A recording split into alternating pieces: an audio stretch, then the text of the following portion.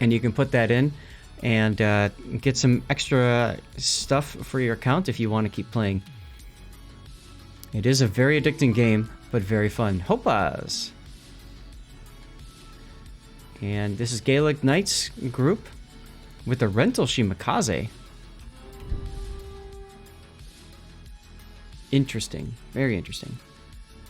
Alright. And here you are in Gouden, Leeuw. Since it's a clan battle, we'll try to get the majority of your team in the screenshot as well. Hey now, Gaelic. No spoilers. And let's see what we can do. This map is a pain in the butt to handle. You're up against 3 radar ships. And the gearing that if it's legendary gearing has very good concealment. Will definitely outspot your rental Shimakaze. Because if I remember right, rentals cannot put camo on, right? I believe you are correct. Yeah. Whoops. Want to see your flags. Good, you are wearing protection. If you're playing clan battles, you should have the Juliet Charlie flag on so that you do not detonate. And everybody should. Ah, Harley, I heard you played with Kitten last night. So the enemy has Puerto Rico. Yeah, no camo, no flags either on the rental Shima.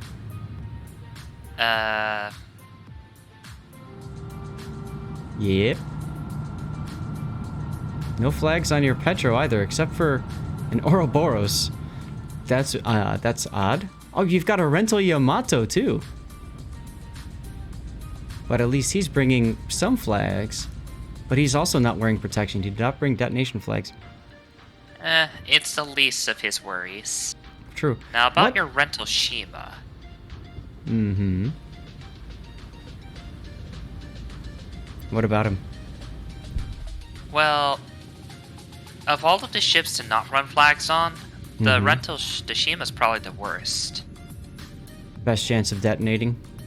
Also, yeah, the last thing you want to do is lose spotting because your ship detonated. Well, because your lineup, you've just got the Des Moines and Petro for radars. Now, you've got the Kurfürst with its, German Hydro. But I do agree with the decision, though, to go strong B cap, because I think that their lineup is better for A with all that radar. It's going to be harder for you to get a ship in there to cap.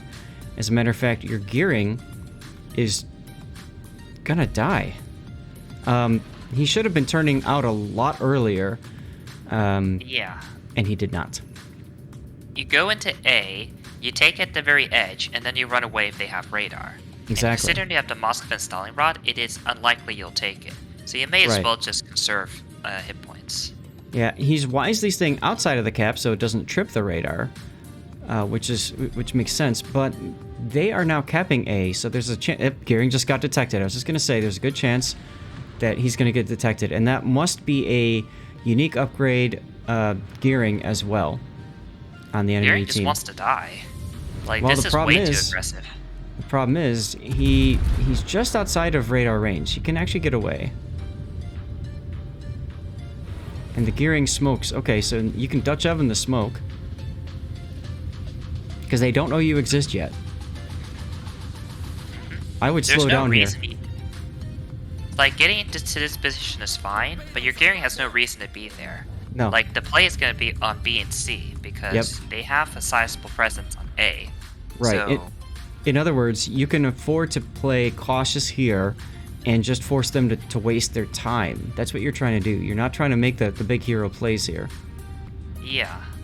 Like, your gearing doesn't need to be this aggressive. All he's going to do is just going to lose HP for free. Right. Right. Now, Gaelic, I think you should be...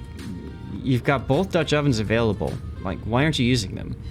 This is a really good opportunity. You're not going to kill their gearing, right? But what you're going to do is make them feel uncomfortable in that position. Also, you're aiming too low with AP. You shouldn't even be using AP. Just use HE against the Stalin.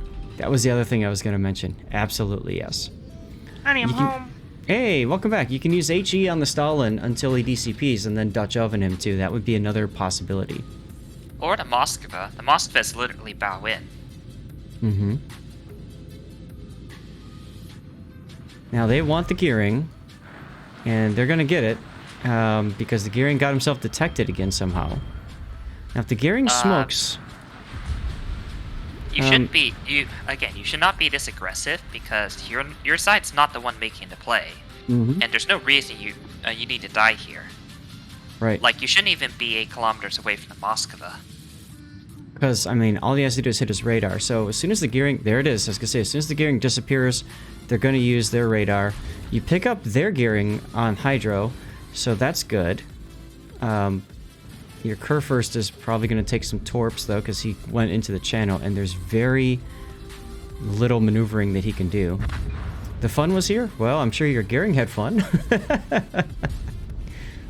Oh, look at the Haragumo! Against your Des Moines, he's going to torp your Haragumo and kill it. Or Haragumo's going to torp the Des Moines and kill it, is what I was trying to say. Or not. Now he's using Hydro. He should have used Hydro before. Looked like he took a torp. So the Haragumo looks like he fired torpedoes too early and he used widespread. So that's going to be the end of his life. But your Des Moines took a lot of damage in order to make that happen. Yeah, he let the Haragumo pass him by, which should never happen. Right. And down goes the Des Moines. By the Stalingrad, no less. And that's what we were talking about earlier, was your job is to tie up the force south of A so they cannot support the other side of the map. But because you're behind the island, the Kurfürst is behind the island, and your Gearing is dead, the Stalingrad can just turn, back up, turn his turrets, and that's exactly what he did. There's no threat at all. He's literally ignoring you because you're not doing anything. Right, exactly. That's fine, Big O. Thanks. So you're gonna have to hope your Rental Shima lands his torpedoes, because otherwise you have no chance of winning that side. Yeah, you basically have rental push side versus non-rental hold side. But you're down 2 ships already. And the Petro's in the middle, so the Petro's gonna get gangbanged from both sides. So that's, I don't know. Thanks for the Petro follow. has to make some sort of play. Yeah, that's what I mean. What I'm curious is, why are you not... Like, the whole point of playing the Dutch cruisers is to use their airstrikes. Yep. And that's the one thing you've not used this game. Yep, you should be spamming it, absolutely agreed. You're basically just playing a tier 9 ship right now. Yeah, because her DPM is just... she's balanced around the use of that airstrike. So if you're not using the airstrike, you're nerfing yourself, essentially. Alright, so you're pushing around now. You're detected, so you know the Gearing is out in front of you.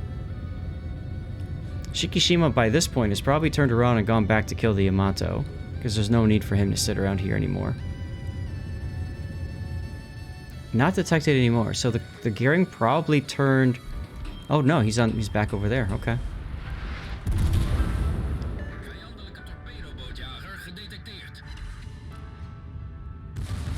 I wouldn't slow down here. You need maximum shock effect. And you can Dutch oven him, I guess. Personally, I would have Dutch ovened the Shikishima once he popped his heel, or his DCP. Mike Fett putting down an epic unit. Thank you very much. He's putting one of my warriors down. Excelente. Now, is the Gearing gonna get greedy? He's on Hydro. There's no reason... Oh, and your Shimakaze detonates. There it is. There it is, ladies and gentlemen. Always wear protection, even in your rentals. There's no reason for this Gearing to just charge up like this. But he's doing it anyway. Because you've got Hydra going. Now, you should have hit the W as soon as he came around there, because look, there's torps. Instead, you're continuing to reverse. I really disagree with that. Yeah. Shima like, killed... you know, the only reason he's doing this is to torp you, so yep. You should probably not try not to get torped. And look, the thing is, if now that you kept turning, now you're broadside to the Shikishima, whereas if you just hit W, you'd still be bow on to him. And you're going to take 2 torpedoes because you got distracted by that. Yeah. Ouch. Stalingrad's at 300 hit points. Maybe kill the Stalin. No, gotta farm. Nope, gotta farm more damage. But that's not going to help in clan battles. You're just jealous of my clan battles PR. Your Rento Yamato got a good hit on the Shikishima, so that means he's gone, and Stevie's like, I'm out of here. Don't use scroll zoom. Use shift zoom. It allows you to zoom in much faster. Yeah, it takes a little bit of getting used to, but if you can get a hang of it, it does come in handy. Nice kill. The fastest way to adjust, literally disable your mouse, your scroll wheel. Disable it, and then you'll be forced to use the zoom, the shift zoom. New team players learning? Hey, no problem with that at all. Gaelic, what rating is this? What league? I think I forgot to ask you earlier.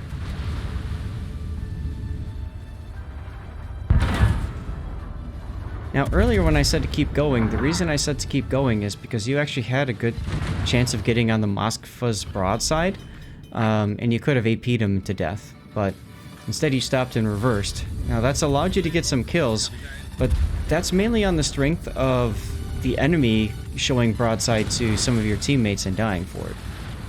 You're in Squall. I mean, this is pretty low. This is pretty low league, so it's pretty common to see a lot of mistakes here. Get your other... yeah, you stopped and looked someplace else. You had a shell coming up. You should have taken it earlier. That's a couple fewer secondary hits that you get that I don't know if one of those would have caused the fire or not, but you see what I'm talking about? Like, be ready to go, and you're gonna die right there. Oh, good. There's the first death pick of the day. Also, like, that scroll zooming is costing you valuable time to aim. If Moskva was able to turn a little bit faster, you would have not killed him. That's right. Hey, regardless, it is a learning process, and this hopefully was a really good learning opportunity for you and a whole bunch of other people, Gaelic, and that's the reason why we're covering this.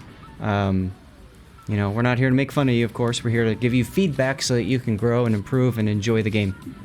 So, it's with that lens that we're looking through this. And look at the reflection of that fire on the front piece. Well, you guys can't see it because of my... Look at that reflection. Is that sexy or what? God, the water looks so good right now. There's a lot of areas you can improve on, but let's be real. The only reason the enemy won is because they had a Puerto Rico. Yeah. Pay to win ship. Yep. He probably spent more than your entire team combined.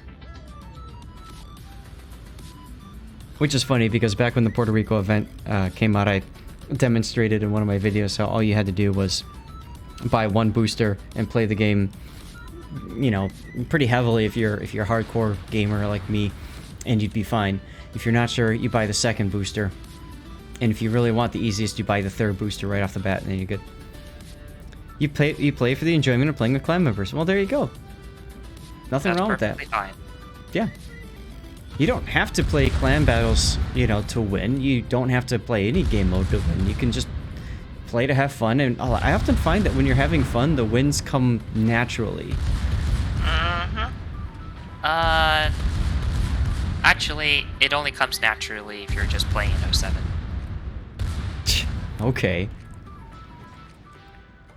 No, that didn't sound douchebaggy or anything. Well, yeah, that joke I did not think that one out. Chad, if we could just take a moment to rewind and delete that last segment, I think SAT would appreciate that. I do take some time and play at the lower league clans, because I find just playing at the lower tiers is actually quite relaxing.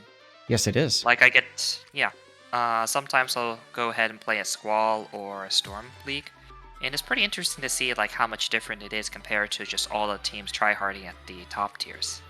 It's a lot less stress, it's a lot less focus, it's a lot less fear of screwing up, and quite frankly, it's a lot more of, I'm gonna go and give support and feel like I'm really making a difference.